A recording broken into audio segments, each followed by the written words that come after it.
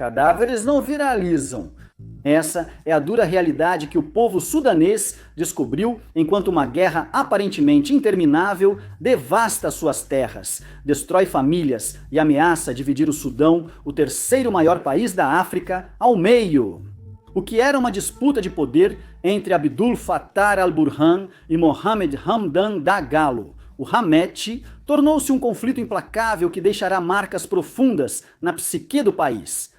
E ainda assim, apesar do Sudão e seu povo estarem sangrando, a guerra mal é notada na consciência pública global.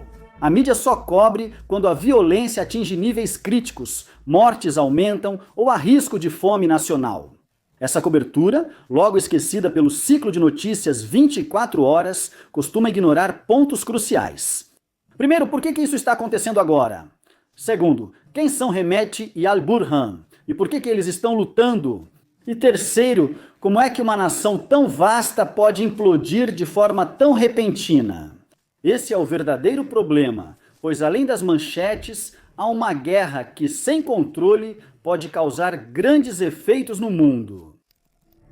Ilha da Desumanidade, o cerco de El Fasher. Em abril de 2025, a British Broadcasting Corporation fez algo que muitos achavam impossível. Eles contrabandearam celulares para dentro da cidade sitiada de El Fasher, capital do estado de Darfur do Norte, no Sudão. Sob bombardeio constante desde o início da guerra, El Fasher ficou praticamente isolada, tornando quase impossível a entrada de jornalistas ou qualquer pessoa. O momento se mostraria oportuno de uma forma sombria, pois assim que os celulares chegaram, as forças de apoio rápido sob Hemedti atacaram fortemente a cidade. As forças de apoio rápido tentavam capturar a cidade agressivamente desde o início do ano. Em janeiro, eles realizaram 2 ataques brutais, mas sem sucesso, repelidos pelas Forças Armadas Sudanesas. Forças Armadas Sudanesas. E seus aliados na Força Conjunta de Proteção de Darfur, um coletivo de ex-facções rebeldes, originalmente formado em outra das guerras do Sudão, que eram contrários às forças de apoio rápido. O que diferenciou a ofensiva de abril?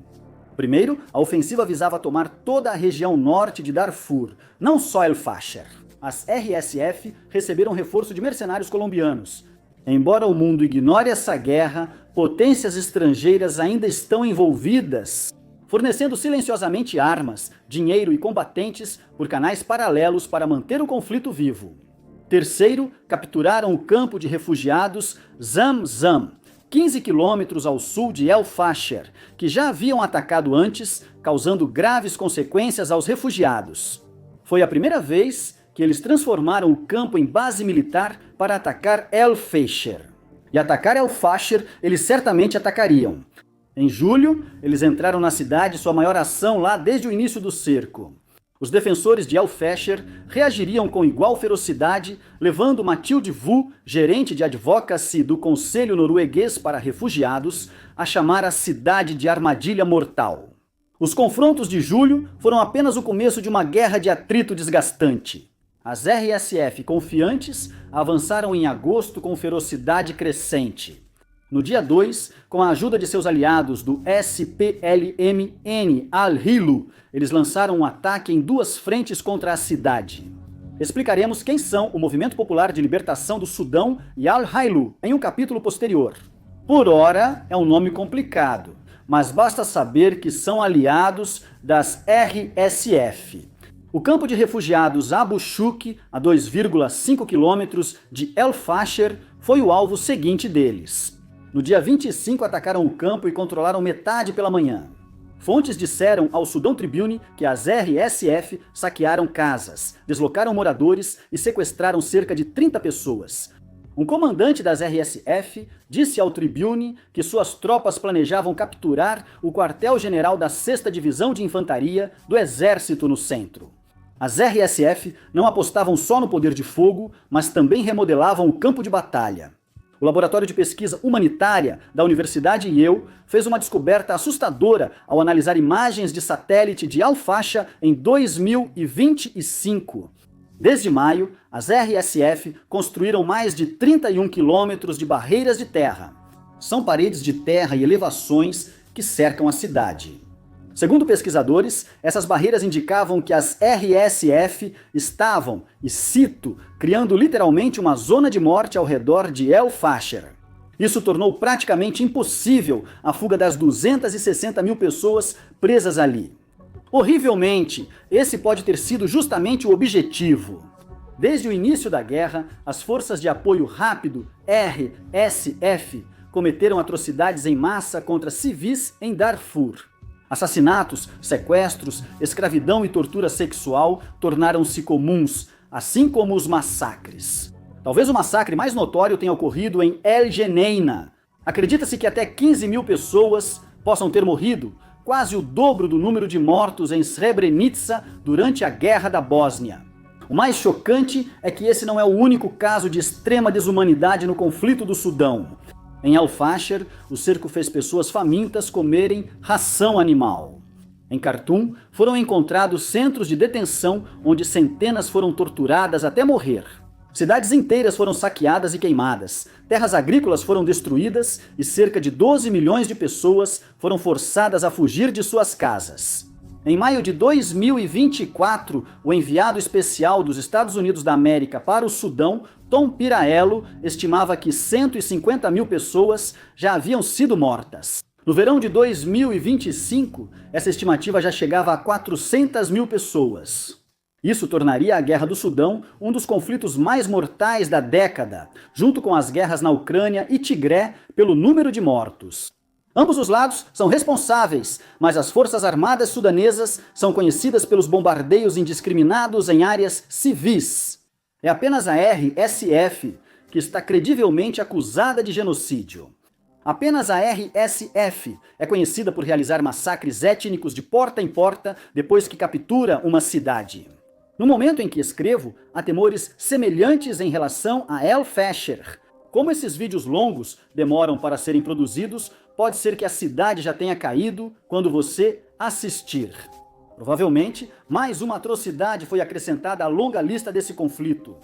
Enquanto a batalha por El Fasher parece aos poucos favorecer as RSF, o restante do conflito, no outono de 2025, parece estar em um impasse estratégico, de acordo com o analista regional Alex Deval. Para o British Broadcasting Corporation, UAL diz que cada lado aposta em uma nova ofensiva, entrega de armas ou aliança política. Nenhum lado consegue vantagem decisiva. E isso realmente levanta algumas questões assustadoras. Uma delas, estamos agora condenados a testemunhar a desintegração do Sudão pela segunda vez em 2 décadas? E mais, como chegamos aqui? Do Janjaweed à RSF, o monstro que o Estado criou. Com o conflito em aparente impasse, vamos recuar e responder uma das principais perguntas.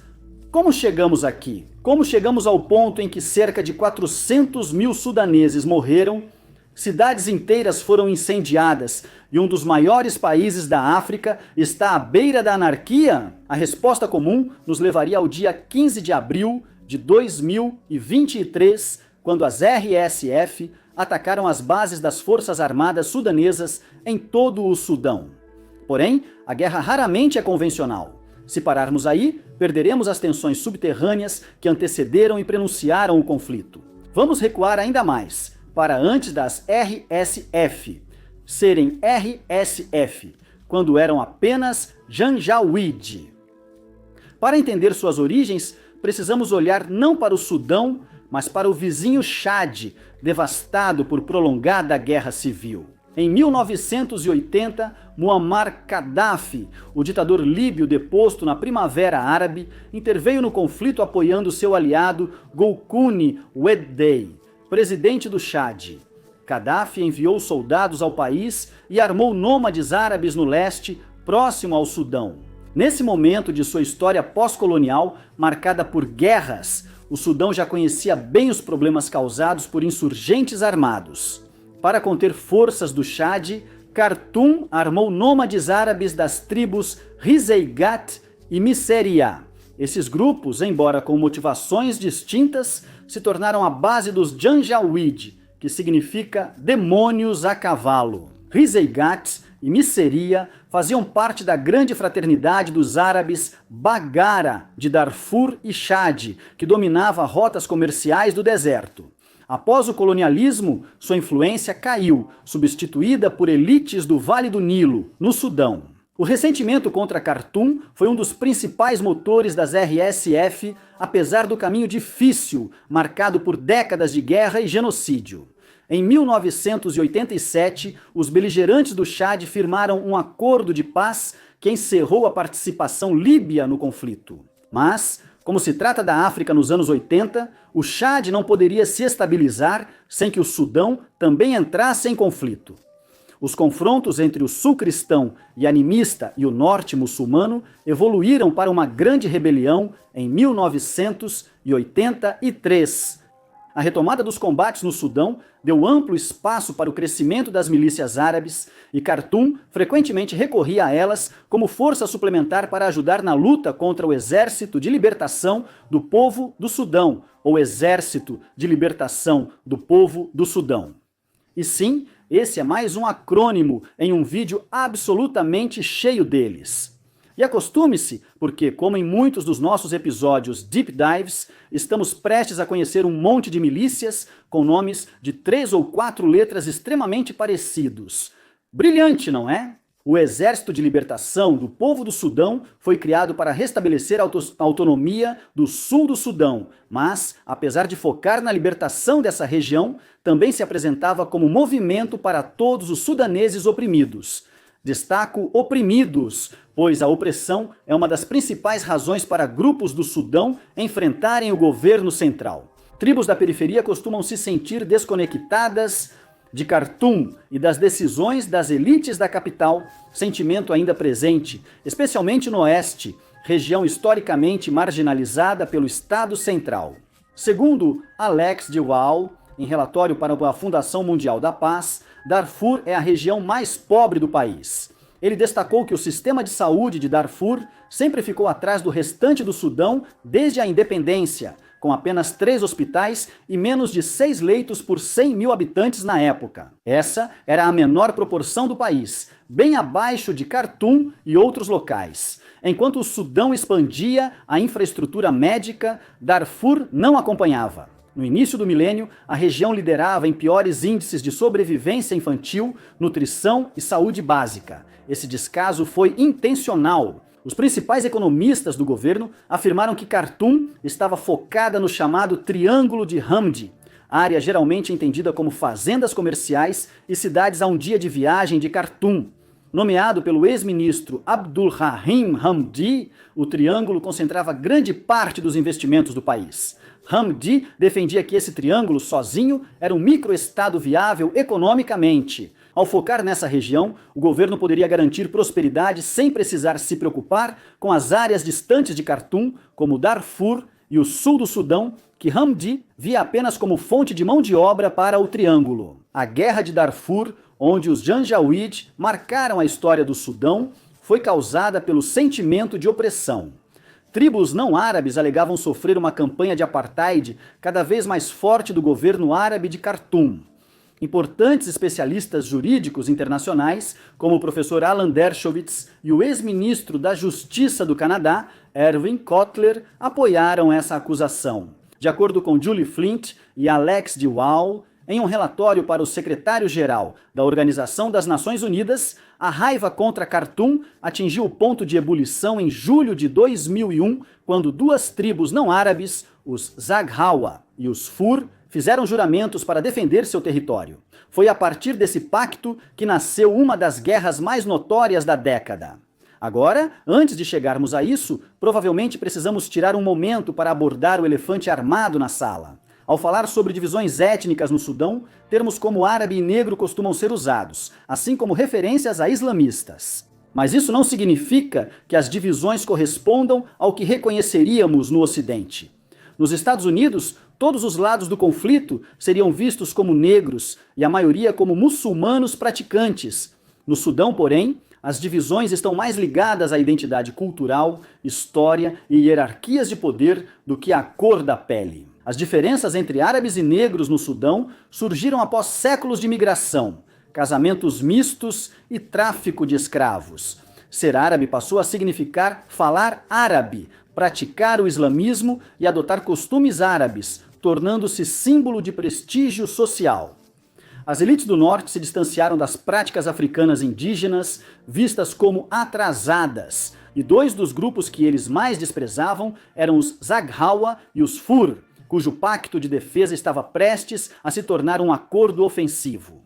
Tudo começou quando os rebeldes atacaram com sucesso o exército em 25 de fevereiro de 2002. Os rebeldes continuaram atacando instalações do governo, mirando delegacias de polícia, postos do exército, comboios militares. As forças armadas sudanesas retaliaram com uma campanha aérea contra redutos rebeldes nas montanhas Marrá. Apesar dos bombardeios eficazes, as forças terrestres do governo, inexperientes no deserto, enfrentavam dificuldades contra os rebeldes. Isso ficou evidente quando o Movimento pela Igualdade e Justiça e o Exército de Libertação do Sudão atacaram a base aérea de El Fasher em abril de 2003. Após o ataque, o governo sudanês percebeu a dimensão da derrota, que foi impressionante. Equipamentos militares caros, como bombardeiros Antonov, foram destruídos e o comandante da base aérea, um major-general, capturado. Os rebeldes mataram 75 e perderam 9 Flint e Duval, em Darfur. Uma breve história de uma longa guerra, chamaram isso de humilhação inédita para o exército sudanês. Apesar de anos de rebelião armada, nenhum insurgente tinha causado impacto psicológico tão forte em Khartoum, e eles aproveitaram, vencendo sucessivas batalhas. Em desvantagem, o governo mudou para uma estratégia de 3 frentes: inteligência militar, força aérea e o uso de milícias árabes, conhecidas coletivamente como Janjaweed, como principal força para combater os insurgentes. A decisão de usar os Janjaweed não foi unânime, segundo o livro de Flint e Duval. O general Ibrahim Suleiman, ex-chefe do Estado-Maior do Exército e então governador de Darfur, alertou contra isso. Ele acreditava que, e vamos citar aqui, uma mobilização baseada em critérios raciais teria repercussões terríveis nas relações intertribais pelas próximas décadas. Fim da citação. Não levaria décadas para o general estar absolutamente certo, mas apenas meses. Enquanto combatiam insurgentes, os Janjaweed realizaram o que observadores internacionais, como a Human Rights Watch, chamaram de limpeza étnica das tribos insurgentes. O então secretário de Estado dos Estados Unidos da América, Colin Powell, classificou a campanha dos Janjaweed como genocídio. Essas condenações pareceram vazias, sem ações concretas. Pelo contrário, segundo o New York Times, quando questionado sobre o governo sudanês e os Janjaweed, Colin Powell respondeu despreocupadamente: já que eles ligaram, podem desligar. Na época, os Janjaweed eram liderados por Musa Hilal, chefe dos Muhammad, ramo dos Rizeigat. Ele ajudou o presidente do Sudão, Omar al-Bashir, a transformar os Janjaweed na Força Paramilitar Unidade de Inteligência de Fronteira. E lembre-se do nome de Musa. Ele vai se tornar bastante importante mais adiante. Foi nessa milícia brutal que surgiu um novo líder, Mohamed Dagalo, que superaria seus próprios comandantes. Ele ficou conhecido mundialmente como Hemedti, apelido carinhoso que significa Pequeno Muhammad, dado por causa de seu rosto de bebê. E seria Hemedti quem pegaria essa força paramilitar subordinada às elites em Khartoum e a transformaria em um veículo de conquista. A ascensão de Hemedti. É difícil encontrar informações confiáveis sobre os primeiros anos de Hemedti. Segundo a maioria das fontes, ele descende do chefe de um subclã Rizaqat, abandonou a escola na 3ª série, virou pastor de camelos e só pegou em armas após um ataque à sua caravana em Darfur, que matou 60 familiares. Apesar de ter pouca educação formal, ele rapidamente subiu nas fileiras dos Janjaweed, chamando a atenção do presidente al-Bashir. As habilidades de Hemedti impressionaram tanto al-Bashir que este o nomeou seu executor de fato, contando com ele para lutar em Darfur e onde mais o regime precisasse de um inimigo. Al-Bashir ficou tão dependente de Hemedti que, em certo momento, segundo a World Peace Foundation ou World Peace Foundation, chegou a chamá-lo de Hamaiti, meu protetor. Como prova da proximidade entre eles, Bashir permitiu que Hemeti controlasse as minas de ouro de Jebel Amar, em Darfur, a maior fonte de exportação do Sudão, após tomá-las dos rebeldes. Porém, a relação não era sempre harmoniosa. Em A Portion of Things to Come, Hemedti liderou um motim dos Janjaweed contra o governo em 2007. Segundo a World Peace Foundation, levou suas forças ao mato, prometendo lutar contra Khartoum até o dia do juízo final. Suas tropas derrubaram um helicóptero do exército, enquanto Hemedti negociava com milícias em Darfur e ameaçava invadir Niala, capital de Darfur do Sul, onde, em 2025, 18 anos depois, anunciaria um governo paralelo. Hemedti fez acordo com Khartoum e encerrou a rebelião. Em troca, o governo pagaria salários atrasados e compensaria feridos e famílias dos mortos. Hemedti, por sua vez, garantiu uma promoção ao posto de general e um pagamento em dinheiro significativo para si mesmo. Um documentário filmado nessa época consagrou a presença quase cultuada de Hemedti entre o povo sudanês. Ele foi mostrado não apenas como um líder militar, mas como um habilidoso e carismático mestre da negociação, capaz de conduzir negociações paralelas com os rebeldes de Darfur e com seu próprio governo, ao mesmo tempo em que demonstrava profunda preocupação com suas tropas. Recrutar tanto árabes quanto não árabes para suas forças fez com que ele ganhasse ainda mais simpatia do público. Isso aconteceu em uma época em que as divisões entre os grupos do Sudão estavam mais acentuadas. Após fazer as pazes com o governo, as tropas de Hemedti foram incorporadas à guarda de fronteira comandada por Musa Hilal. No entanto, Hemedti rapidamente se tornou um rival de seu comandante e logo recebeu sua própria legião. Agora é hora de apresentar um dos principais protagonistas da Guerra do Sudão, as Forças de Apoio Rápido.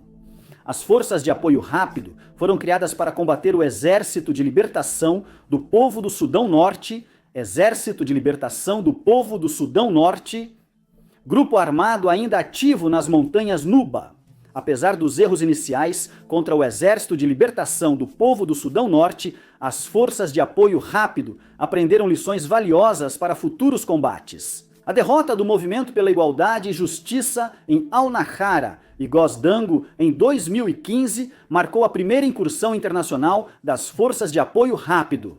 Após a intervenção militar saudita emiradense no Iêmen em março de 2015, Taha al-Hussein, chefe de gabinete de Bashar, fez um acordo com Riad para enviar tropas sudanesas. A operação seria liderada, entre outros, pelo general Abdel Fattah al-Burhan, hoje líder das Forças Armadas Sudanesas, grupo contra o qual as Forças de Apoio Rápido de Hemedti lutam atualmente. As tropas enviadas ao Iêmen eram principalmente das Forças de Apoio Rápido leais a Hemedti. Militarmente, eles se saíram bem. As forças sudanesas foram essenciais para criar uma zona de amortecimento no norte do Iêmen, na fronteira com a Arábia Saudita, e para capturar Hajar e o porto de Midi, considerado um ponto de abastecimento dos Houthis. Em 2017, Hemedti dominava as minas de ouro e liderava alguns dos grupos armados mais bem equipados do Sudão. Al-Bashir o beneficiou aprovando uma lei que tornava as Forças de Apoio Rápido uma força de segurança independente, seguindo o manual Como Ser um Ditador para Leigos, especialmente o capítulo Dividir para Governar. Ao promover Hemedti, ele criou de propósito um centro de poder paralelo para equilibrar o exército regular. Al-Bashir acreditava que, se houvesse um golpe militar, as Forças de Apoio Rápido protegeriam seu governo. Vamos deixar essa frase no ar um instante, só para destacar o que chamamos de ironia dramática. Contamos a história de Hemedti para mostrar um ponto sobre o líder das Forças de Apoio Rápido. Ele tem ambição ilimitada e busca governar todo o Sudão, objetivo que pode estar alcançando. Sob seu comando, as Forças de Apoio Rápido passaram de milícia desorganizada a força armada organizada e, recentemente, a um governo paralelo que ameaça dividir o Sudão. 2019. A Revolução Inacabada. Enquanto Hemedti buscava poder, o Sudão entrava em crise. Já citamos Amar al-Bashir, mas só ao falar dos Janjaweed e das Forças de Apoio Rápido. Não mencionamos que al-Bashir governava o Sudão desde 1989, após liderar um golpe contra o primeiro-ministro eleito Sadiq al-Mahdi. Seu governo enfrentou forte oposição pública e de partidos políticos por violações dos direitos humanos e políticas islâmicas opressoras. Houve protestos frequentes e tentativas de golpe militar reprimidas com rigor por al-Bashir. Um protesto entre 2011 e 2013 quase levou o Sudão à ruína. A luta do Sudão do Sul contra Khartoum foi ofuscada pela ascensão de Hemedti.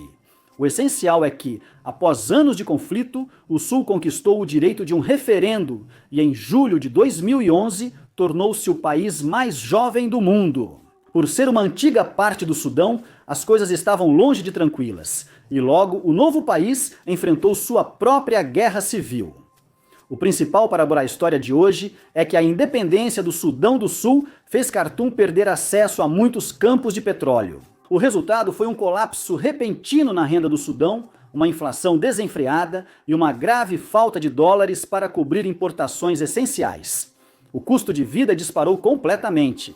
E para enfrentar a crise econômica, o governo sudanês anunciou várias medidas de austeridade impopulares. Os impostos foram aumentados, funcionários públicos foram demitidos, o preço do combustível subiu e milhares de pessoas foram às ruas. O que começou como protestos contra a austeridade rapidamente se transformou em exigências pela renúncia de al-Bashir, resumidas pela frase Ash-Shab Yurid Iskat an-Nizam.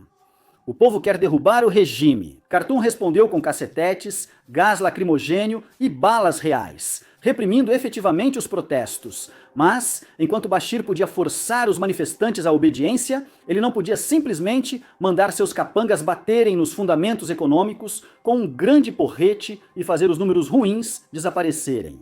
E à medida que a linha caía cada vez mais, isso significava que Bashir era forçado a tomar cada vez mais medidas garantidas para manter a chama da raiva não apenas acesa, mas também profundamente irritada. Em 2018, Khartoum eliminou vários subsídios, o que imediatamente dobrou o preço do pão em todo o país.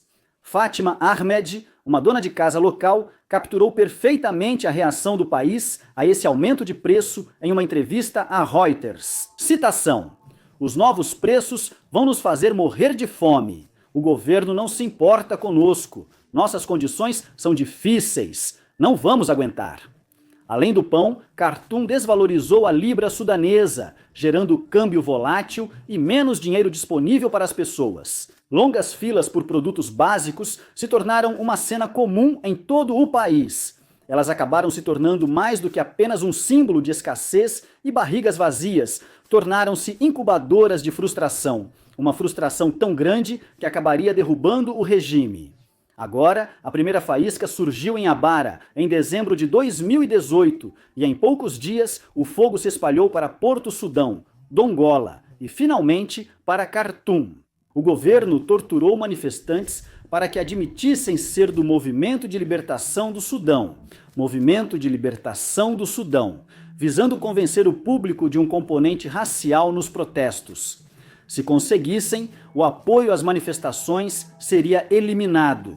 Essas confissões forçadas, porém, fizeram pouco para diminuir a raiva do público.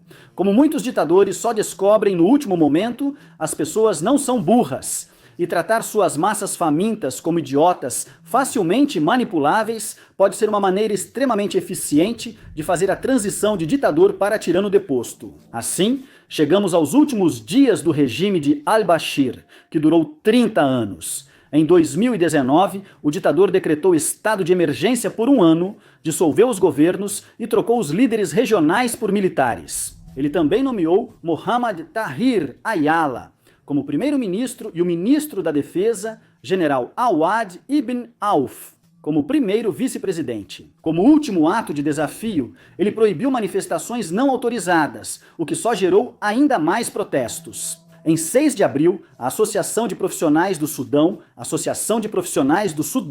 convocou uma marcha ao quartel-general das Forças Armadas, reunindo centenas de milhares, alguns com colchões. A participação superou os protestos de 2011, mostrando que não eram só alguns insatisfeitos reclamando. Foi uma onda enorme de insatisfação prestes a cair sobre um homem. Para ser justo, o Serviço Nacional de Inteligência e Segurança de Bashir tentou conter os manifestantes com munição real. Mas o exército permitiu a entrada dos manifestantes em seu quartel-general antes de atirar contra o Serviço Nacional de Inteligência e Segurança. Assim, a contagem regressiva para o fim da ditadura começou oficialmente. Em 11 de abril de 2019, o general Awad ibn Auf anunciou que al-Bashir foi levado a Mosul, a um local seguro após o colapso do regime. Na mesma declaração, ele anunciou que lideraria um governo de transição militar, decretou estado de emergência por 3 meses, suspendeu a Constituição de 2005 do Sudão e fechou o espaço aéreo por 24 horas. Para os manifestantes, foi como ver o chefe babaca ser demitido e substituído pelo irmão gêmeo igualmente babaca. Compará-los a nazistas é até injusto com petiscos de bar. Em meio à crescente indignação pública, Ibn Auf renunciou, escolhendo o inspetor-geral do Exército como seu sucessor. E é aqui que o outro grande protagonista da atual guerra do Sudão faz sua aparição. Porque, como você provavelmente já imaginou, esse inspetor-geral não era outro senão Abdul Fattah al-Burhan. Na época, porém, os manifestantes estavam jubilosos. Afinal, não parecia que al-Burhan fosse o tipo de pessoa que logo mergulharia a nação em uma guerra apocalíptica. Então, se esse é o caso, quem exatamente era ele? Al-Burhan, embora menos cultuado que Hamid, construiu reputação no exército como oficial competente em décadas de carreira. Os manifestantes o admiravam por ter se aproximado deles durante o protesto. Além disso, isso era muito relevante entre os militares sudaneses. Na época, ele não era implicado em crimes de guerra, nem procurado por tribunais internacionais, o que era positivo. E com isso, al-Burhan passou de um militar respeitado, mas relativamente desconhecido, para o homem no comando do Sudão, basicamente da noite para o dia. Porém, em meio ao caos da revolução, al-Burhan não foi o único que estava ascendendo. Semanas antes da queda de al-Bashir, Hamid havia conquistado o público ao recusar uma ordem do presidente para atirar nos manifestantes. Então, quando chegou o momento decisivo, as RSF, que, lembre-se, haviam sido fortalecidas por al-Bashir justamente para protegê-lo de um golpe militar, se afastaram e permitiram que os generais agissem. Isso, aliado à força das RSF, garantiu a Hamid um posto no Conselho Militar de Transição, como número 2 de al-Burhan. Porém, segundo Ishan Tarour, colunista do Washington Post, Hamid era o líder de fato do Conselho Militar de Transição. Após a ascensão de al-Burhan, manifestantes conquistaram avanços importantes. No dia 13, al-Burhan libertou todos os presos políticos e encerrou o toque de recolher de Ibn Auf. No dia 14, o Conselho Militar de Transição anunciou ações rumo a um governo civil, permitindo aos manifestantes escolher um primeiro-ministro civil. No dia 15, o Dr. Mohammed Nagy al-Sam, um dos manifestantes mais conhecidos, proclamou que a confiança entre os manifestantes e os militares estava se aprofundando após novas conversas. Pela primeira vez em muito tempo, o futuro do Sudão parecia promissor. E essa é a história de como o Sudão fez uma transição bem-sucedida para uma democracia estável. Obrigado por assistir. Não se esqueça de... Não. Claro, não terminou aí. Embora adoraríamos viver em um universo onde este vídeo pudesse acabar agora, ainda temos meia hora pela frente.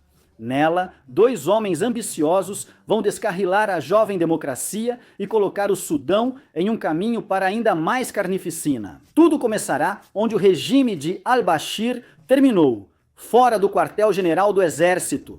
Enquanto discutiam a estrutura do novo governo, manifestantes ainda protestavam do lado de fora do quartel-general do Exército sob a bandeira das Forças de Liberdade e Mudança. Forças de Liberdade e Mudança. No final de maio, a Associação dos Profissionais começou a soar o alarme, alertando que o Conselho Militar de Transição estava planejando um ataque letal para acabar com o protesto.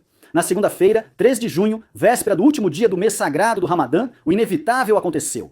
Antes do amanhecer, o braço armado do Conselho Militar de Transição, composto por soldados das Forças Armadas Sudanesas, das Forças de Apoio Rápido, do Serviço Nacional de Inteligência e Segurança e da Polícia, cercou a área do protesto. Junji, a polícia, tentou remover uma barreira, mas ao enfrentar resistência, soldados atiraram.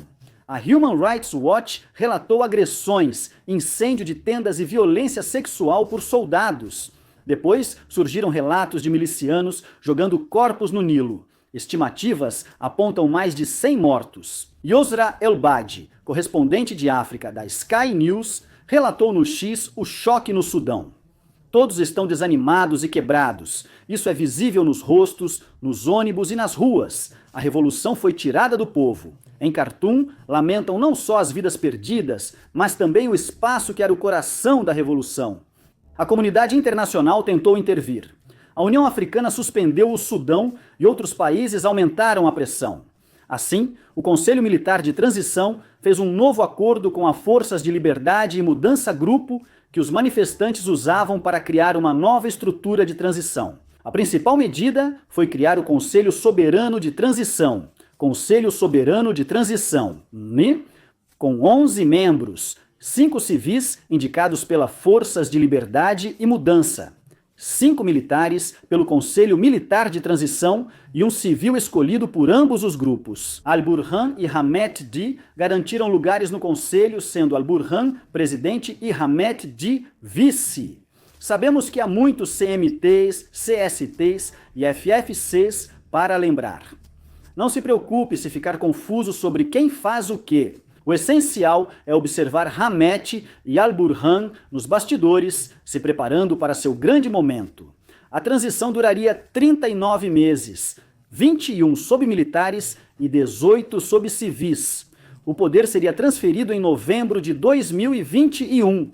Guarde essa data, pois voltaremos a ela em breve. Sob o Conselho Soberano de Transição, o Sudão faria avanços democráticos significativos. Os direitos da minoria cristã do país melhoraram. A imprensa teve mais liberdade e a infraestrutura de vigilância de al-Bashir foi desmantelada.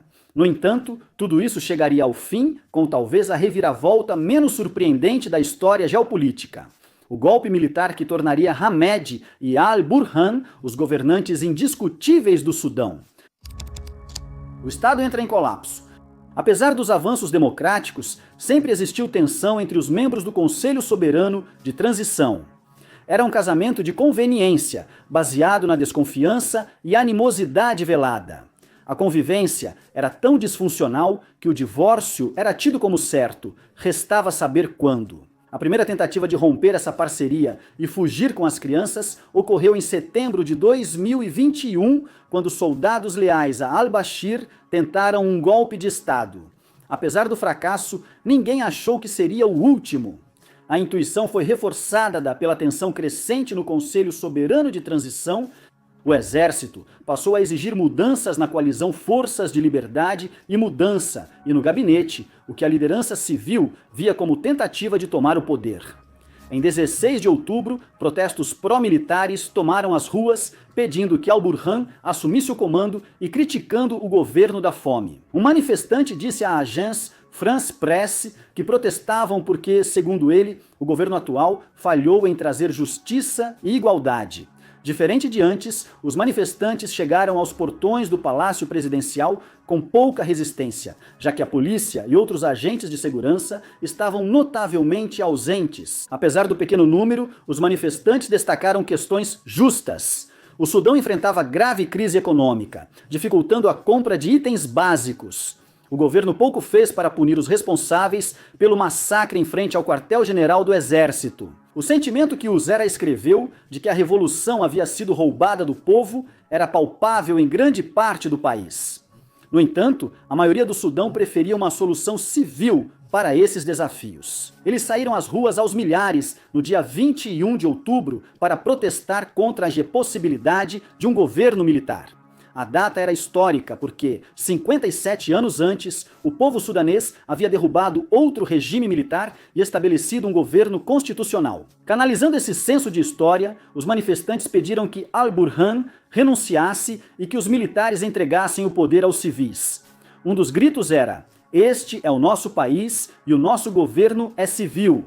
A resposta dos militares foi: não, muito obrigado. E isso foi dito com balas de verdade e gás lacrimogênio. Durante as manifestações, o primeiro-ministro Abdallah Hamdok afirmou estar dialogando com todos para resolver a crise, mas poucos pareciam ouvir.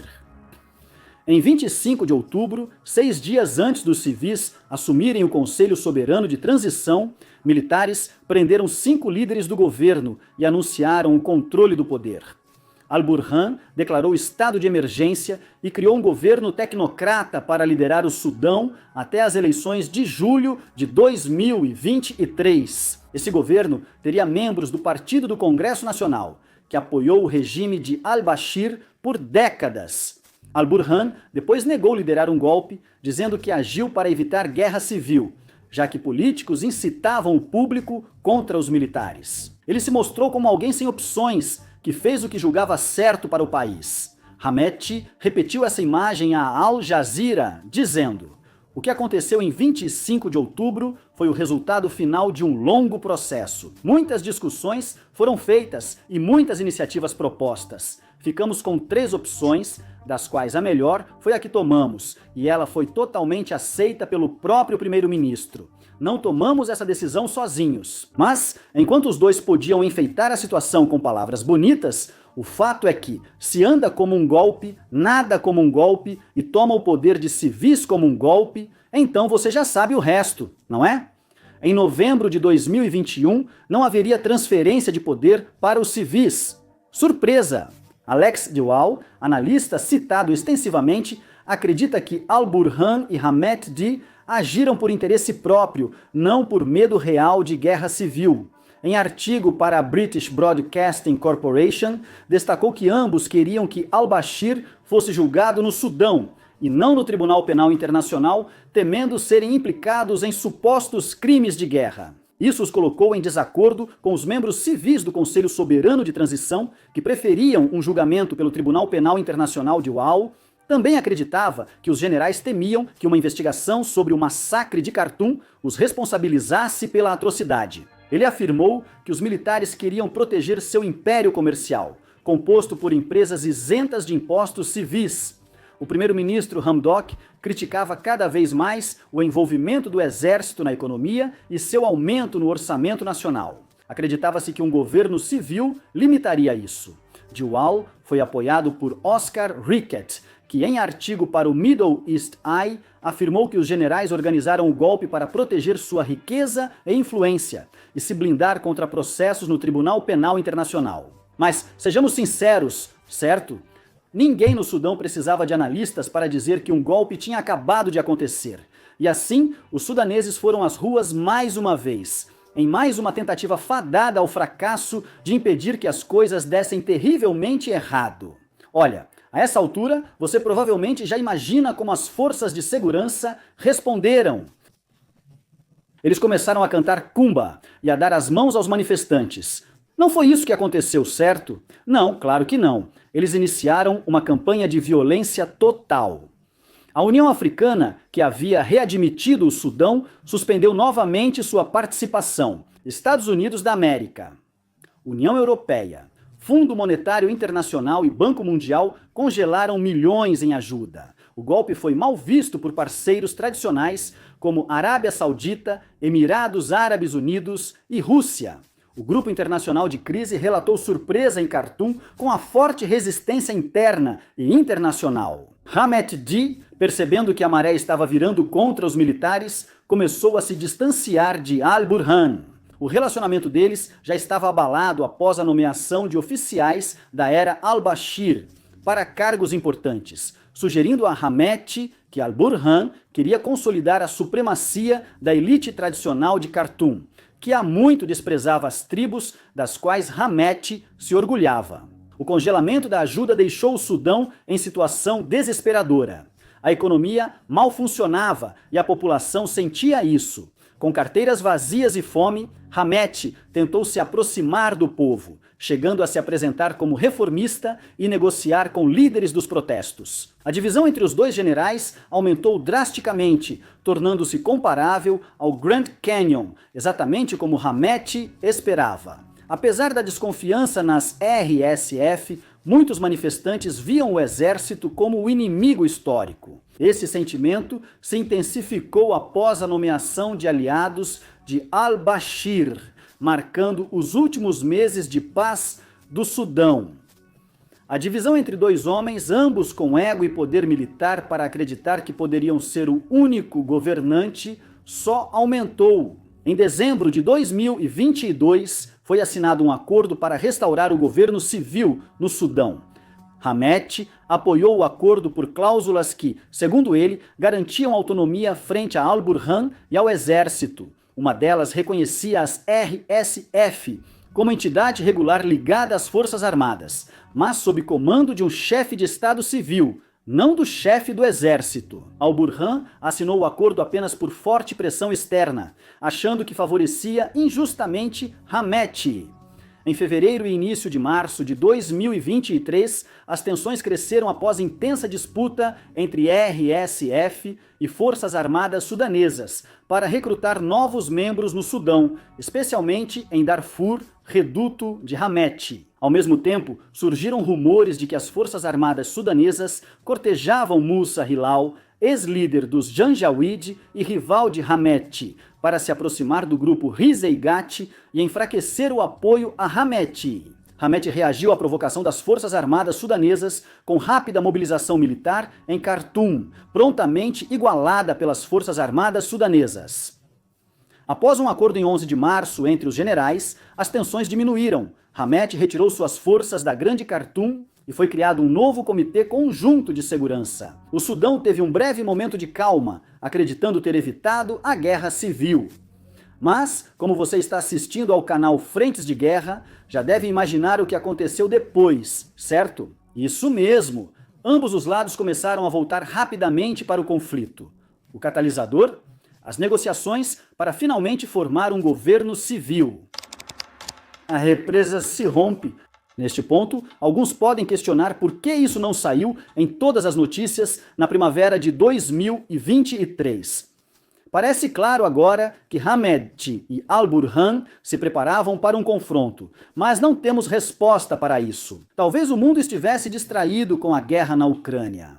As boas vibrações da Revolução de 2019 ainda eram recentes, então jornalistas preferiram acreditar que alguma solução seria encontrada. Mas o fato é que as rachaduras eram óbvias desde o momento em que as conversas começaram. Durante grande parte das negociações, eram os civis de um lado e os militares como uma única entidade do outro.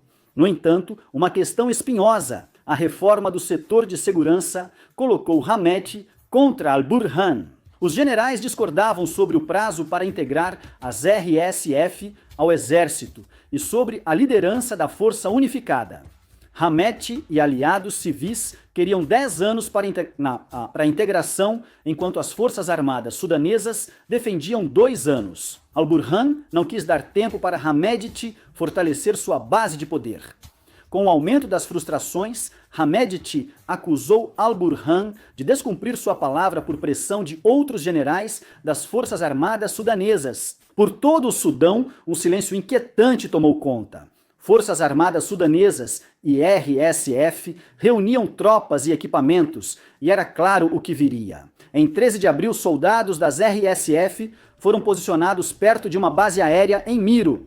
As Forças Armadas sudanesas acusaram as RSF de movimentos irregulares e deram um ultimato para recuo. Resumindo uma longa e triste história, as RSF recusaram. Assim, chegamos à data que marca o início da nova Guerra Civil do Sudão, 15 de abril de 2023. Por dias terríveis, o mundo assistiu à violência dominar o Sudão, com jatos bombardeando Khartoum, cidade antes poupada de conflitos, prédios do governo em chamas e potências estrangeiras evacuando seus cidadãos. Assim, a terceira grande guerra dos anos 20, após Tigré e Ucrânia, começou. Com tropas de ambos os lados espalhadas, os combates ocorreram em todo o país, principalmente em Khartoum e Darfur. Khartoum, em particular, sofreu muito devido à guerra urbana contínua na cidade. Antes, isso era algo sem precedentes, e agora os dois generais estavam bombardeando campi universitários, cercando hospitais e atacando prédios do governo. O quartel-general das Forças Armadas Sudanesas foi cercado e Al-Burhan ficou preso lá por 3 meses até escapar para Porto Sudão, na costa do Mar Vermelho. Os relatos divergem sobre como ele saiu de Khartoum. A RSF diz que permitiu sua saída após um acordo internacional, versão repetida por membros das Forças de Liberdade e Mudança. Al-Burhan nega e diz ter sido resgatado por uma operação militar envolvendo forças navais e aéreas, que matou 2 soldados das Forças Armadas Sudanesas, e provavelmente incluindo posar sem camisa no topo de um helicóptero enquanto ele voava em direção ao pôr do sol. Vamos deixar para você decidir em qual versão da história acredita. Enquanto bases do exército em Khartoum caíam para a RSF, os paramilitares também atuavam livremente em Darfur. Naquele verão, tomaram El Geneina, iniciando uma das primeiras grandes atrocidades de uma guerra que logo seria marcada por eles. Segundo vídeos analisados pelo Sudan War Monitor, canal do Substack que acompanha o conflito no Sudão, civis foram reunidos por etnia e chicoteados, principalmente da tribo Mazalite. Depois, relatos apontaram um massacre em Ardamarta, Geneina, onde pelo menos 10 mil pessoas morreram, segundo o Le Monde. No outono, o moral das Forças Armadas Sudanesas caiu após várias derrotas e a escassez provocada pelos cercos da RSF. Nesse período, os paramilitares tomaram Niala, 4ª maior cidade do Sudão e base da 16ª Divisão de Infantaria das Forças Armadas Sudanesas, além de Zalingai, capital de Darfur Central e base de outra divisão das Forças Armadas Sudanesas. Quando estes últimos souberam que a RSF estava a caminho, fugiram, permitindo que os paramilitares tomassem a cidade sem disparar um único tiro. Falamos muito sobre golpes psicológicos ao longo deste vídeo. É por isso que, quando bem utilizada, a intimidação pode ser uma arma muito mais poderosa do que as armas propriamente ditas. Agora, focamos nesses incidentes para demonstrar algumas coisas. Primeiro, a possibilidade muito real nesse período de que as Forças Armadas Sudanesas fossem derrotadas no campo de batalha. E segundo, a brutalidade extrema dos combates. Embora a guerra seja sempre um inferno para os civis, as facções do Sudão pareciam fazer questão de punir os inocentes. Antes do massacre da RSF, as Forças Armadas Sudanesas bombardearam bairros árabes em Al-Ganina, matando centenas. Mas nem o exército se comparava aos paramilitares, cujos capangas de Al-Birnan atiravam em civis sem preocupação. A RSF realizava massacres de porta em porta com base na etnia, enquanto os militares podiam executar sumariamente suspeitos de colaboração. A RSF também promovia estupros em massa e escravização de mulheres e meninas. Entre as vítimas conhecidas deles, detalhadas este ano em um relatório angustiante da Organização das Nações Unidas, estavam crianças de apenas 1 ano de idade. Se existe alguma outra frase mais perfeitamente calibrada para fazer você perder a fé na humanidade, bem, ainda não ouvimos. Antony Blinken, ex-secretário de Estado dos Estados Unidos da América, chamou as ações da RSF de genocídio no fim de seu mandato. Segundo ele, a RSF e milícias aliadas mataram sistematicamente homens, meninos e bebês por motivos étnicos. Atacaram deliberadamente mulheres e meninas de certos grupos étnicos, com estupro e violência sexual. Assim, concluo que membros da RSF e milícias aliadas cometeram genocídio no Sudão. Isso não significa que as Forças Armadas Sudanesas sejam inocentes. Os militares foram acusados pela Anistia Internacional e outras organizações globais de crimes de guerra. Além de bombardear civis, eles também bloquearam regiões inteiras, provocando níveis de fome comparáveis à fome etíope dos anos 1980. Mas, sejam ou não as Forças Armadas Sudanesas anjos, é certo que a RSF realmente são demônios a cavalo. Quando os tiros começam, os direitos humanos ficam em segundo plano, e poucos conflitos modernos veriam tantos tiros disparados ou tantas violações de direitos humanos. Enquanto o pesadelo se desenrola no Sudão, alianças levam a guerra para a periferia. No começo do conflito, a RSF e as Forças Armadas Sudanesas perceberam que não poderiam vencer sozinhas, algo ainda mais claro para as Forças Armadas Sudanesas. Quando al-Burhan ficou preso em Khartoum, sem conseguir liderar suas tropas, tornou-se essencial buscar aliados rapidamente. Ambos os grupos buscaram apoio de movimentos rebeldes que lutaram contra Khartoum, tentando se mostrar como melhor opção. O principal foi o Movimento de Libertação do Povo do Sudão Norte, SPUIMN, atuante nos estados do Nilo Azul e Kordofan. O SPLMN é um grupo armado composto por ex-membros do Exército de Libertação do Povo do Sudão que ficaram no Sudão após a independência do Sudão do Sul. Seria necessário fazer um vídeo inteiro sobre o Sudão do Sul para explicar exatamente o que isso significa. A versão resumida é que eles odiavam al-Bashir e lutavam constantemente contra suas forças. Em 2017, o grupo se dividiu, uma facção liderada por Abdelaziz al-Hilo e outra por Malik Agar. Essa divisão influenciou futuras alianças. Malik Agar se aliou a al-Burhan, que o nomeou vice-chefe do Conselho Soberano de Transição Cargo antes de Hamedti. Nesse cargo, ele seria chefe de governo. Com al-Burhan preso em Khartoum, Abdulaziz se aliou a Hamedti. Observadores temiam que envolver o SPLMN arrastasse o Sul para a guerra. Seus piores temores se confirmaram quando, em junho de 2023, o SPLMN al-Hilo passou a atacar e tomar guarnições do Forças Armadas Sudanesas com poucos soldados e abandonadas em Kordofan do Sul, incluindo complexos do Forças Armadas Sudanesas em Kadukli, capital do estado. Entre agosto e setembro, sitiaram a cidade, matando centenas e forçando milhares a fugir. Antes da guerra, Kordofan do Sul, um dos estados mais pobres do Sudão, já sofria com insegurança alimentar, agravada pelos combates. Essa situação se repetiu em todos do Sudão. Onde a guerra se espalhava, parecia trazer um dos 4 cavaleiros neste caso: fome. Portanto, é hora de focarmos em um dos maiores horrores da Guerra do Sudão. No outono de 2025, a fome atingiu níveis catastróficos, com casos confirmados em 10 áreas e outras 17 em risco. Em certas regiões, o Programa Mundial de Alimentos é o único impedimento à fome. Segundo o Programa Mundial de Alimentos, o Sudão pode se tornar a maior crise de fome da história recente, já que o conflito segue destruindo meios de subsistência, infraestrutura, rotas comerciais e cadeias de suprimentos. Já assim, uma fome prolongada está se instalando, sendo o único lugar no mundo com esse nível de fome. E sem assistência humanitária, centenas de milhares podem morrer. A causa dessa crescente crise humanitária? Grupos armados restringindo o acesso à ajuda para regiões inteiras controladas por seus oponentes, uma tática que já estava sendo adotada em 2023. Com o aumento da intensidade da guerra, também crescia o número de facções armadas. Hamedti logo teria como aliados o Conselho de Transição do Movimento de Libertação do Sudão, a Reunião de Libertação do Sudão e a Terceira Frente.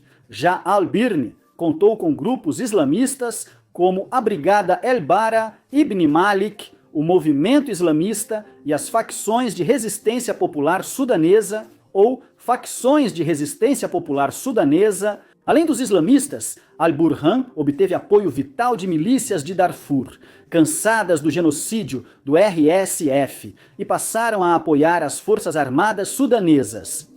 As alianças deram resultados variados para al-Burhan.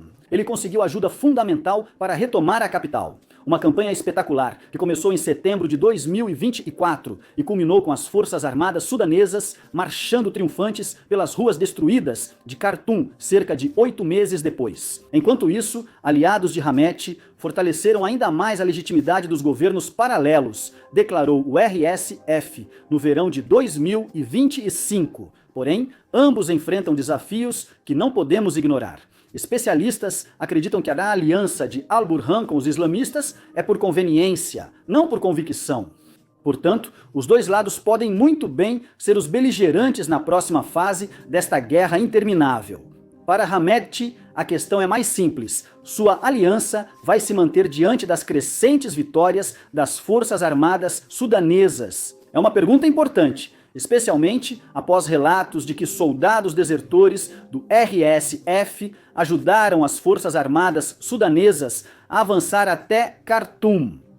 Infelizmente, não podemos prever para onde essas alianças vão. Embora este canal já tenha feito previsões precisas, como a tomada de Nagorno-Karabakh em 2023 e o retorno da Guerra Civil Síria no fim de 2024, estamos longe de acertar sempre. Me mostre um analista sempre certo e eu te mostro um especialista infalível.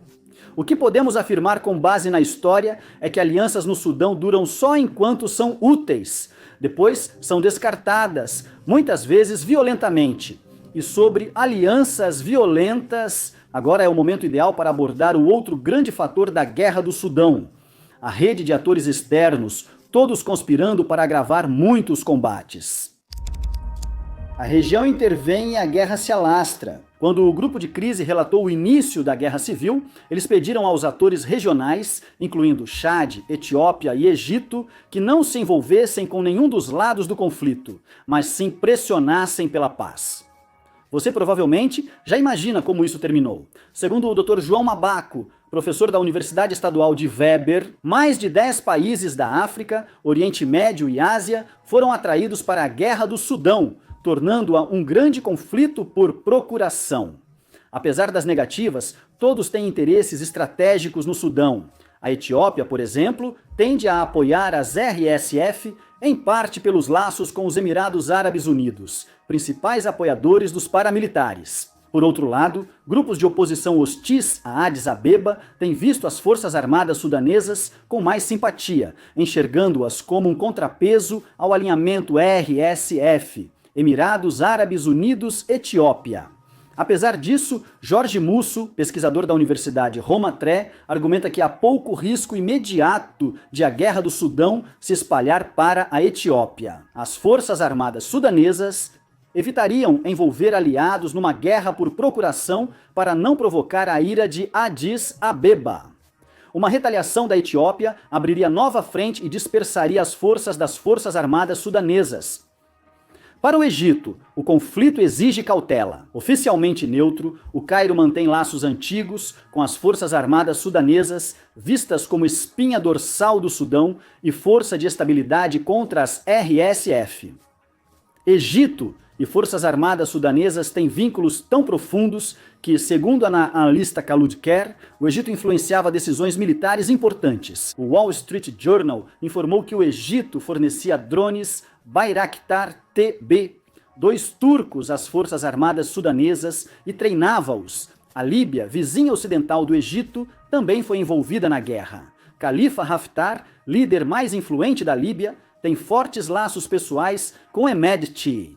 Porém, Sami Hemedti, editor-chefe do International Interest, acredita que os laços com os Emirados Árabes Unidos, mais do que relações pessoais, sustentam a parceria entre Líbia e as RSF, citando, como aliados dos Emirados Árabes Unidos e peças-chave da política externa. Uma rede foi criada onde Haftar treinou as forças de Hemedti e usou seus soldados para se fortalecer na Líbia, além de se beneficiar de rotas de comércio ilícito facilitadas por Hemedti.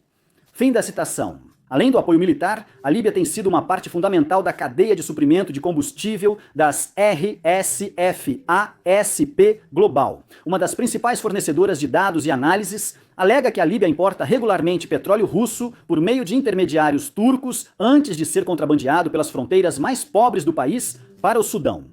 Para as RSF, elas usam esse petróleo para suas próprias necessidades ou o revendem, gerando bilhões de dólares em lucro para financiar a guerra. Esse dinheiro foi essencial para as RSF, permitindo contratar mercenários do mundo todo. Já citamos os colombianos no primeiro capítulo, mas não são os únicos. Segundo a Al Jazeera, as RSF contrataram combatentes do Chad, República Centro-Africana, Líbia e Níger, pagando entre $1.650 e $3.300 por 6 meses de serviço. Isso é uma quantia enorme de dinheiro em uma região onde grande parte da população vive com menos de $2 por dia. Enquanto alguns desses combatentes são sem dúvida motivados pelo dinheiro, há aqueles que são movidos por laços étnicos com Hamedti e o restante das RSF. Esses laços ultrapassam fronteiras, dando a Hamedti grupos prontos para recrutar. Os Emirados Árabes Unidos, apesar da neutralidade oficial, tornaram-se os principais apoiadores das RSF. O envolvimento dos Emirados Árabes Unidos na guerra parece motivado por interesses econômicos e estratégicos.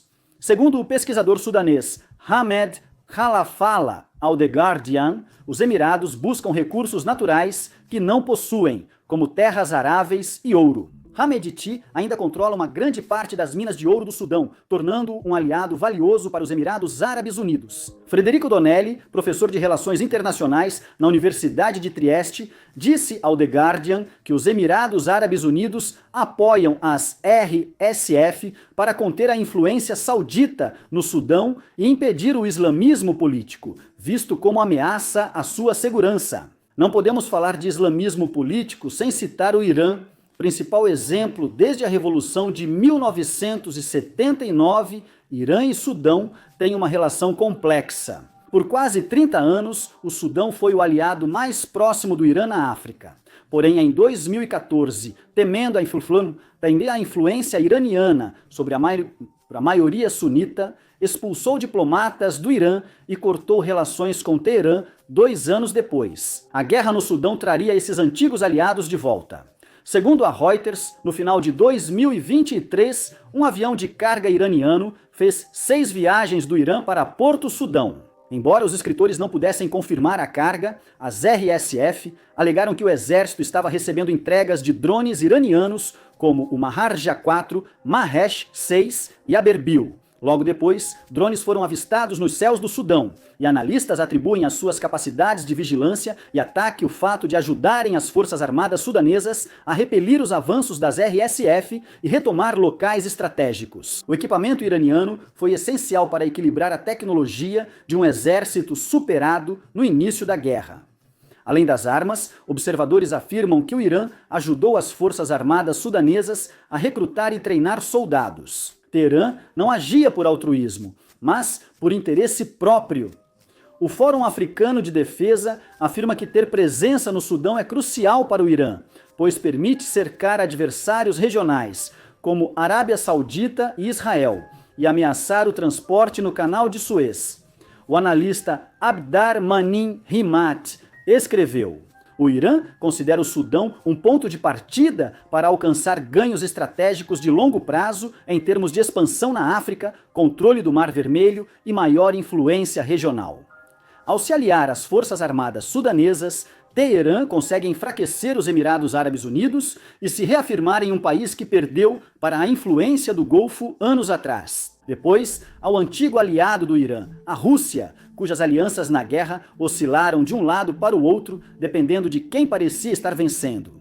Inicialmente, Moscou, por meio do grupo Wagner, apoiou Hamedti. O Wagner estava ativo no Sudão desde os tempos de al-Bashir, e quando o ditador foi deposto, Prigozhin tentou se alinhar com al-Burhan. Após a falha, ele se uniu a Himeti.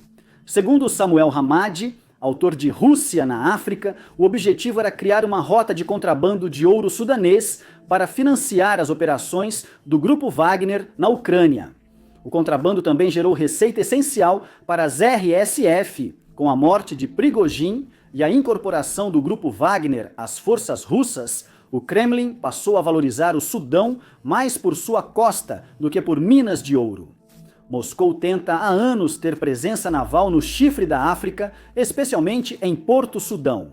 Natália Samalashvili, do Instituto Internacional do Chifre para Estudos Estratégicos, afirma que controlar esse porto daria à Rússia poder para monitorar rotas comerciais, contrariar a influência ocidental e do Golfo e até interromper o tráfego no Mar Vermelho. Tsamalashvili argumenta que, comparada à base naval da Rússia na Síria, com dificuldades operacionais, Porto Sudão é uma opção mais segura e estratégica para ampliar a influência na África e Oriente Médio. Além do valor militar, a instalação pode ser um centro de inteligência, fortalecendo a capacidade de Moscou de monitorar o comércio e movimentos de defesa regionais. Quando as Forças Armadas sudanesas cederam o porto a Moscou em 2025 em troca de ajuda militar, o Kremlin optou por elas em vez das forças de apoio rápido. O Chad declarou neutralidade, mas foi acusado pelas Forças Armadas sudanesas de facilitar o trânsito de armas dos Emirados Árabes Unidos para as forças de apoio rápido. Apesar da negação do Chad, imprensa e Organização das Nações Unidas confirmaram que armas eram enviadas dos Emirados Árabes Unidos às forças de apoio rápido. Os Emirados também construíram um hospital no leste do Chad para oferecer serviços médicos gratuitos aos chadianos e refugiados sudaneses. Mas na realidade, ele era usado para atividades militares e para contrabando de armas. Falando em refugiados, o Chad está lidando com a realidade de ter um vizinho próximo em estado de colapso total. A Organização das Nações Unidas estima que mais de 1 milhão de refugiados fugiram para o Chad desde o início da guerra. Segundo Charles Boissel, analista do Crisis Group, o fluxo pressionou as províncias orientais do Chad, já isoladas e pobres, especialmente Uday, cuja população cresceu 60% em 2 anos. Isso aumentou a procura por moradia e itens básicos, gerando disputas entre locais e recém-chegados. Outro país lidando com os efeitos colaterais dessa guerra é o Sudão do Sul. O governo sul-sudanês depende fortemente do petróleo para obter receita. E como é um país sem saída para o mar, depende totalmente de um oleoduto que passa pelo Sudão para levar o petróleo até o mar. Então, dá para imaginar o pânico em Juba quando esse oleoduto quebrou no meio da guerra. Da noite para o dia, Juba perdeu sua única rota de exportação de petróleo e o país ficou sem combustível para transporte, eletricidade e serviços básicos. Embora o oleoduto tenha sido consertado, isso revelou tanto a dependência do Sudão do Sul em relação a Khartoum quanto a fragilidade de sua paz. O país está em conflito quase contínuo desde a independência em 2011. Às vezes, isso resultou em violência chocante, porém de baixa intensidade no interior. Em outras, em guerra civil em grande escala, como entre 2013 e 2018, quando 400 mil pessoas morreram, sem vitória clara de nenhuma facção. A paz, desde então, depende do presidente Salva Kiir conseguir encher os bolsos das elites com o dinheiro do petróleo, um plano que o rompimento do oleoduto colocou em risco, e ainda teve um impacto na fronteira. Os combates fizeram com que mais de 1 milhão de pessoas cruzassem para o Sudão do Sul, colocando uma pressão imensa em uma nação já frágil. E não são apenas os refugiados que atravessam a fronteira. Combatentes das RSF cruzaram para o estado do Alto Nilo várias vezes, especialmente nos arredores da cidade fronteiriça de Rek. Segundo o Substack Sudan War Monitor, o exército do Sudão do Sul permite a entrada das RSF, pois elas combatem as milícias Nuremberg, leais ao ex-vice-presidente Riek Machar, atualmente julgado por traição. O governo e os paramilitares trocam armas por combustível, enquanto a aproximação de Kiir com os Emirados Árabes Unidos indica que Abu Dhabi pode estar pressionando por uma aliança Pontia. Provavelmente, não é coincidência que os Emirados Árabes Unidos tenham construído um hospital de campanha no Sudão do Sul, semelhante ao do Chad, usado para transferências de armas. O perigo não se limita ao Sudão do Sul. Os combates chegaram às fronteiras com Egito e Líbia, aumentando o temor entre analistas de que o conflito possa engolir a região. Se a guerra seguir nesse ritmo, pode desestabilizar todo o chifre da África, com consequências desastrosas para o mundo. Citando o analista regional Shewit Wold Mikael, com potências estrangeiras sendo atraídas ainda mais para o Sudão em meio a uma complexa rede de alianças, os riscos de que as ondas de choque da guerra se espalhem pela região do Mar Vermelho estão aumentando. O que vem a seguir? Eu gostaria de dizer que o futuro do Sudão é de paz, mas não temos uma bola de cristal, e mesmo que tivéssemos, duvido que veríamos paz nela. O mais provável é que mais da metade da população, cerca de 25 milhões, precisem de ajuda humanitária. A fome chegou a níveis críticos, confirmada em 10 áreas e ameaçando outras 17. Em certos lugares, só o Programa Mundial de Alimentos evita mortes por inanição. Saúde e educação colapsaram. A economia está à beira do colapso. O ministro das Finanças do Sudão informou que a guerra trouxe perdas econômicas acima de 26 bilhões de dólares. Valor alto diante do produto interno bruto de 34 bilhões em 2021. Mais de 4 milhões perderam o emprego e 7 milhões caíram na pobreza extrema. Apesar disso, a guerra não parece ter um fim claro à vista. Acordos de paz e cessar-fogos vão e vêm com tanta frequência alarmante que a Al Jazeera dedicou um artigo inteiro explicando por que eles continuam fracassando. A principal conclusão? Nem Al-Burhan nem Hamedti estão interessados em um acordo de paz. O motivo? Ambos ainda acreditam que uma vitória militar é possível. Para Al-Burhan, essa crença vem dos acontecimentos dos últimos 13 meses. Durante o primeiro ano e meio de guerra, a narrativa era toda sobre como uma vitória das RSF parecia inevitável. Ao longo de 2023 e entrando em 2024, os paramilitares não só tomaram a maior parte de Khartoum e Darfur, mas também avançaram sobre os estados agrícolas que fornecem. A capital assegurou a maior parte da fronteira sul e parecia pronta para avançar a leste, rumo a Porto Sudão. No último verão, enquanto o mundo focava nas eleições dos Estados Unidos da América, generais de Al-Burhan diziam que ele talvez renunciasse, dada a aparente derrota das Forças Armadas sudanesas. Em setembro de 2024, começou um dos maiores contra-ataques da história militar. Nesse mês, as Forças Armadas sudanesas, armadas com equipamentos iranianos, lançaram uma contra-ofensiva nacional. A partir da captura inicial de pontos importantes em Khartoum, isso desencadeou uma série de sucessos que durou até o final da primavera. Cidades estratégicas como Wadi Madani e Khartoum Bari caíram, seguidas pela própria capital. Desde então, o exército avançou para o oeste, em direção a Cordofão. Para Hamedti, sua confiança na vitória vem do crescente controle das RSF sobre Darfur. Embora a possibilidade das RSF governarem sozinhas o Sudão tenha acabado, os paramilitares podem conseguir dividir o país. No fim de agosto, o grupo criou um governo paralelo em Darfur do Sul, em Niala. Hamedti conta com apoio internacional que pode exigir reconhecimento de seu governo em troca de paz. Por isso, as Forças Armadas sudanesas avançam para o oeste. Se Al-Burhan quiser ter alguma chance de evitar que o Sudão se divida em dois, pela segunda vez em 15 anos, seu exército vai precisar recuperar algum território em Darfur o mais rápido possível. Sinceramente, porém, parece improvável que qualquer um dos lados seja forte o suficiente para reivindicar uma vitória militar. E isso significa que a única esperança de paz para o Sudão num futuro próximo é que os atores externos que intervêm na guerra deixem seus próprios interesses de lado e forcem os dois generais a negociar.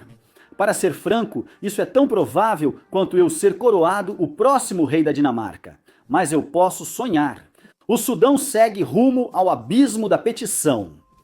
E o povo sudanês está desesperado, mas não derrotado. Al-Adia Mahmoud, ativista de direitos humanos, disse ao Programa Mundial de Alimentos que acredita na possibilidade de paz. Citação: "Esperamos que a guerra termine para voltarmos para casa.